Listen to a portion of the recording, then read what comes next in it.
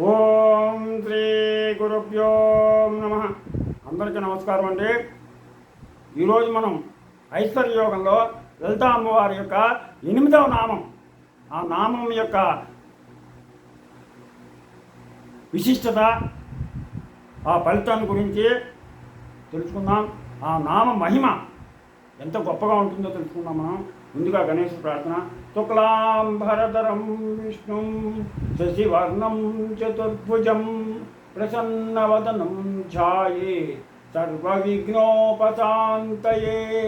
గురుబ్రహ్మ గురుర్విష్ణు గురుర్దేవో మహేశ్వరః గురు సాక్షాత్ పరబ్రహ్మ తస్మై శ్రీ గురవే నమః. ఓం ఐం హ్రీం శ్రీం శ్రీమాత్రే నమః. ఓం ఐం హ్రీం శ్రీం శ్రీమాత్రే నమః. ఓం ఐం హ్రీం శ్రీం శ్రీమాత్రే నమః. హరి ఓం. ఈరోజు మనం ఐశ్వర్య యోగంలో లలితా అమ్మవారి యొక్క 8వ నామం గురించి తెలుసుకుందాం. ఓం రాగస్వరూపపాసాధ్యాయై నమః. ఓం రాగస్వరూపపాసాధ్యాయై నమః. ఓం రాగస్వరూపపాసాధ్యాయై నమః. ఓం ఐం హ్రీం శ్రీం ఓం రాగస్వరూపపాసాధ్యాయై నమః. ఓం ఐం హ్రీం శ్రీం ఓం రాగస్వరూపపాసాధ్యాయై నమః.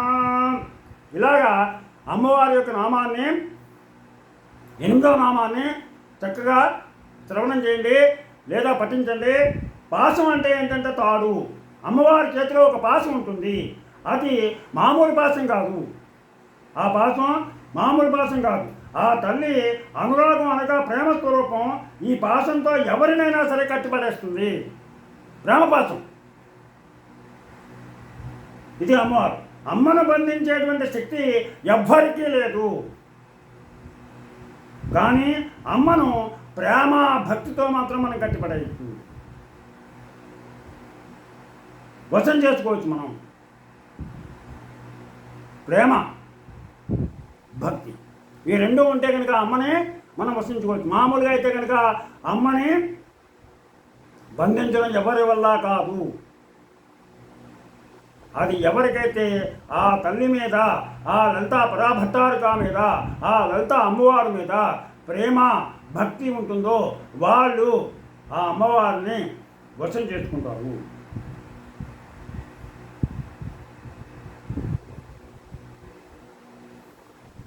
యశోద ప్రేమ భక్తితోటి కృష్ణుణ్ణి బంధించింది. అలాగే సాక్షాత్తు నారాయణుడైనటువంటి శ్రీకృష్ణుణ్ణి యశోద మామూలుగా అయితే బంధించలేదు. ఎవరు బంధించలేరు ఆయన. కానీ ప్రేమతోటి యశోద కట్టిపడేసింది. అలాగే మనం కూడా ఆ తల్లిని మన హృదయ మందిరంలో కట్టిపడవేయడానికి ఈ నామం మనకి సరైనటువంటి సాధనం. ఈ నామాన్ని కనుక మనం చక్కగా పఠించినట్లయితే భక్తి ప్రేమతోటి అమ్మవారిని మనం ఆవిడ యొక్క కృపా కటాక్ష వీక్షణాలకి మనం పాత్రలు కావచ్చును. అనురాగ స్వరూపమైనటువంటి పాశాన్ని అమ్మవారు ఎందుకు ధరించింది అనేటువంటి అనుమానం రావడం సహజం. ప్రేమ లేకపోతే సృష్టి లేదు. తల్లిదండ్రులను, బంధువులను, తోటివారిని ఎలా చూడాలో అలా చూడండి. అదే నా చేతిలో పాశం చేసే పని అంటుంది. తల్లిదండ్రులను ఎలా చూడాలి? తల్లిదండ్రులని, అలాగే బంధువులను ఎలా చూడాలి, అలాగే మన తోటి వాళ్ళని ఎలా చూడాలి అనేటువంటిది ఆ చేతిలో ఉన్నటువంటి పాశం చేసే పని. అది చూస్తాం. వాళ్ళని ఎలా చూస్తున్నాం? కామ క్రోధాది విషయవాసంలో పడి కొట్టిమిట్లాడే వాడిని నా పాశంతో బంధించి నా దగ్గరకు తీసుకుని వారిని సరైన మార్గంలో పెడతానని చెప్పడానికి శ్రీ లలితామాత పాశధారణ చేసింది. ఎవరికైతే కామ క్రోధాలు ఉంటాయో, వాళ్ళని ఆ విషయంలో పడి కొట్టుకుంటూ ఉంటారో వాళ్ళని ఆ పాశంతో బంధించి తన దగ్గరికి లాక్కుంటుంది ఆ లలితామాత. ఈ పాశం అమ్మవారి యొక్క ఇచ్ఛాశక్తి. ఈ పాశం అమ్మవారి యొక్క ఇచ్ఛాశక్తి. అది అంతటి మహిమ కలిగింది ఈ మంత్రం, ఇంద్ర మంత్రం. దీన్ని, ఈ నామాన్ని తప్పనిసరిగా అందరూ కూడా శ్రవణం చేయండి, లేదా పఠించగలిగిన వాళ్ళు పఠించండి. దీని యొక్క ఫలితం ఏంటంటే, ఈ మంత్రాన్ని భక్తితో నిత్యం 11 సార్లు చెప్పిస్తే తల్లిదండ్రుల మీద ప్రేమ ఏర్పడుతుంది. అందుకనే మనం చిన్నప్పుడు ఒక పద్యం కూడా చెప్పారు. తల్లిదండ్రుల మీద దయలేని పుత్రుండు, పుట్టనేమి వాడు గిట్టనేమి, పుట్టలోని చెదలు పుట్టవా గిట్టవా, విశ్వదాభిరామ వినురవేమా. పిల్లలకి ఎప్పుడూ కూడా తల్లిదండ్రుల మీద ప్రేమ ఉండాలి. వాళ్ళని వృద్ధాప్యంలో చక్కగా చూసుకోవాలి, వృద్ధాశ్రమాల్లో వదిలిపెట్టకూడదు. తల్లిదండ్రులే మనకి ప్రత్యక్ష దైవాలు, వాళ్ళ సేవే మనకి పరమావధి అని చెప్పేసి పిల్లలు ఉండాలి. అలాగే పిల్లలు కూడా, తల్లిదండ్రులు కూడా పిల్లలు తమను చక్కగా చూడాలి అని చెప్పేసి వాళ్ళు కూడా కోరుకోవాలి. అందుకని పిల్లలు సక్రమంగా తమను చూడాలి అని చెప్పేసిన కోరికతోటి తల్లిదండ్రులు ఈ మంత్రాన్ని కనుక 81 రోజులు రోజుకి 108 సార్లు కనుక పఠించినట్లయితే వాళ్ళ యొక్క పిల్లలు వాళ్ళని చక్కగా నెత్తి మీద పెట్టుకుని చూసుకుంటారు. అమ్మవారి పటానికి ఆవు పాలు నైవేద్యంగా పెట్టి ఆ ఆవు పాలు జపం అయ్యాక తీర్థంగా స్వీకరించాలి. ఇలా జపం చేసిన తర్వాత అమ్మవారి పటానికి ఆవు పాలు నైవేద్యం పెట్టి వాటిని తీర్థంగా తీసుకోవాలి. అలాగే భార్యాభర్తల మధ్య అనురాగానికి, భార్యాభర్తల మధ్య కొంతమంది ఎప్పుడు దెబ్బలాడుకుంటూ ఉంటారు, ఒకరి మాట ఒకరికి పొచ్చకదు.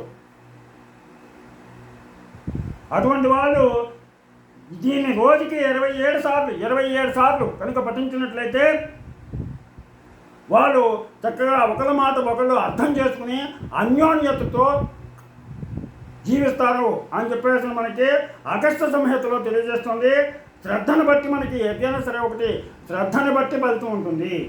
అందుకని ఇచ్ఛాశక్తి అనగా అమ్మవారి యొక్క సంకల్ప శక్తి పాశం అవ్వడం వల్ల రాత్రిపూట 9 గంటల నుండి 10 గంటల మధ్యలో ఈ మంత్రానుష్ఠానం చేసేవారికి ఫలితం ఎక్కువగా ఉంటుంది. సాయంత్రం పూట రాత్రి 9 గంటల దగ్గర నుంచి 10 గంటల లోపల కనుక ఈ మంత్రాన్ని పఠించినట్లయితే ఫలితం ఎక్కువగా ఉంటుంది. ఇచ్ఛాశక్తి రాత్రి మూలస్వరూపం. రాత్రి వేళ చేయగలిగిన వాళ్ళు రాత్రి 9-10 మధ్యలో చేసినట్లయితే ఆ ఇచ్ఛాశక్తికి రాత్రి వేళ మంచి శక్తి ఉంటుంది, ఫలితం ఎక్కువగా ఉంటుంది అని చెప్పేసి మనకి తంత్రశాస్త్రం చెప్తుంది. అందుకని తప్పనిసరిగా ఈ మంత్రాన్ని మీరందరూ పఠించి ఆ అమ్మ యొక్క కరుణా కటాక్ష వీక్షణాలు పొందుతారని ఆశిస్తూ, మీకు నా ఛానల్ కనుక నచ్చినట్లయితే సబ్స్క్రైబ్ చేయండి, అలాగే లైక్ చేయమని కోరుతూ మీ రాబాగ్ వెంకట ప్రభాకర్.